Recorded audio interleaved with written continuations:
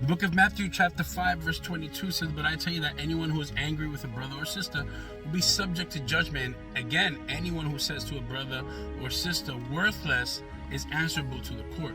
And anyone who says, 'you fool,' will be in danger of the fire of hell." Welcome to Killers Among Us, part 2. You know, when I was younger, there was a show that I used to watch a lot. It was called 1,000 Ways to Die. And it would give different scenarios acted out of so many different ways that people would die or kill themselves.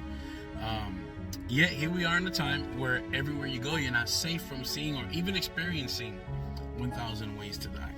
Especially in a place that is supposed to be a safe house where people experience the marvelous peace of God and the love of God, but instead they experience javelins thrown at them, flesh-tearing gossip, and assassination of characters, and the cynical war from one brethren to another, with the anticipation of the fall of the next man. Why is this?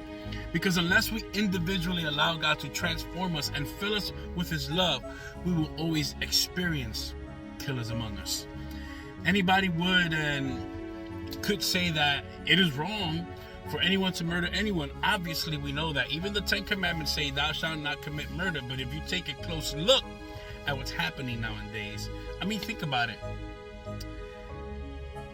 Shooting in the churches, shootings in schools, hate crime, murders, lawlessness, murders out of passion, and the list goes on and on and on and on, leading us to the question that we should be asking.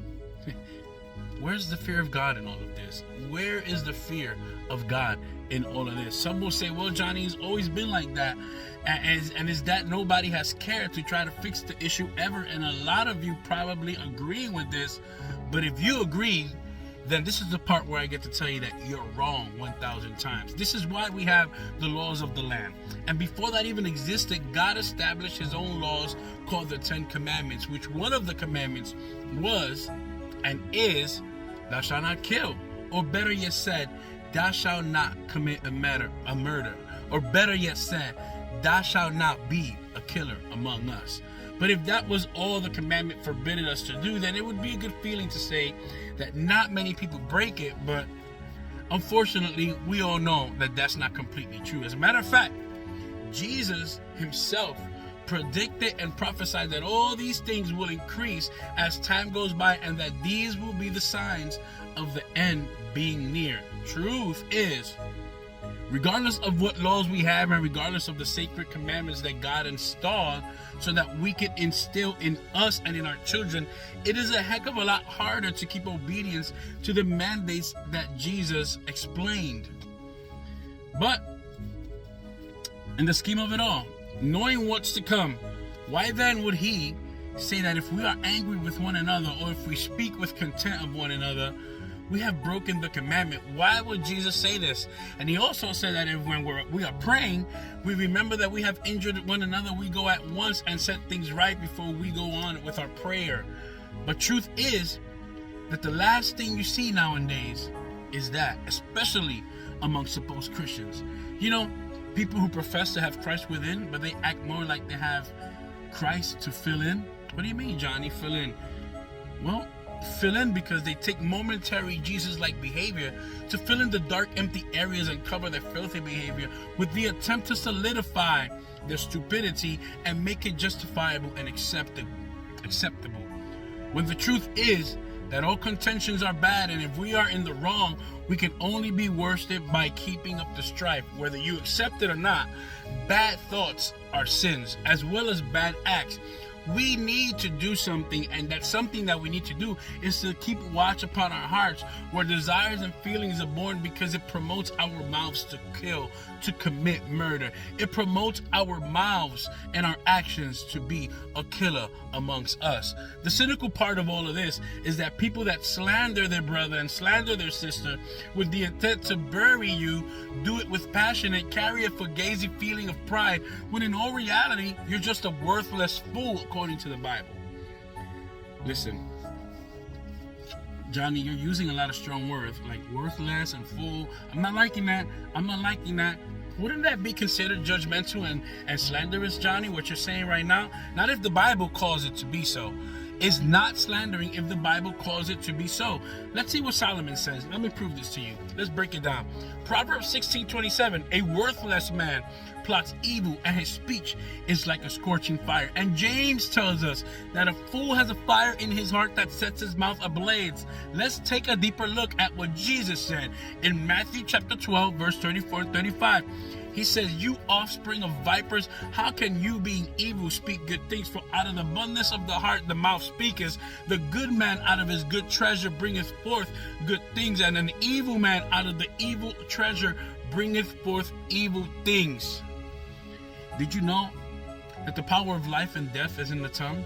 The Bible talks about it. And with that same tongue, you can lift up your brother and sister from a state of death to a state of life. But with that tongue as well, you can bury your brother and you can bury your sister 6 feet into the ground. Why?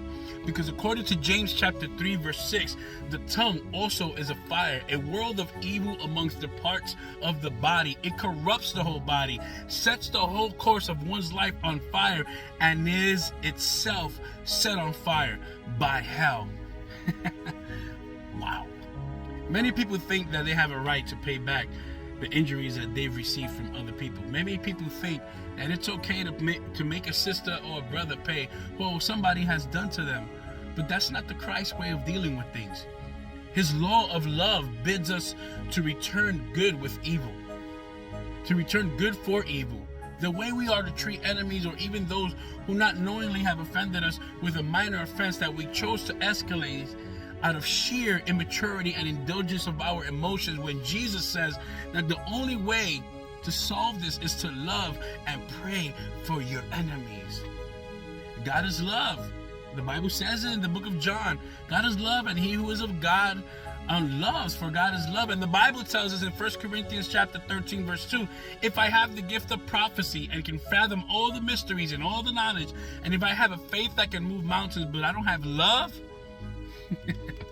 I'm nothing. I'm worthless. But I'll shut up now and I'll leave you with this. The years that you have, or the office or title that you carry, don't and won't ever give you any justifiable right to assassinate anyone, when the one you supposedly serve said that the thief cometh to kill, steal, and destroy, but Jesus came to give life and life in abundance. So, if your evil ways cause you to kill your brother, and your evil ways cause you to kill your sister, and steal their peace and destroy what could have been healed through love, could it be that in the scheme of all things you're trying to convince yourself that you're still a servant of the Most High God, but in all reality, you're doing the devil's work? And for once, maybe once, he's watching you make an idiot out of yourself and enjoying himself while you're the thief, the destroyer, and the killer amongst us.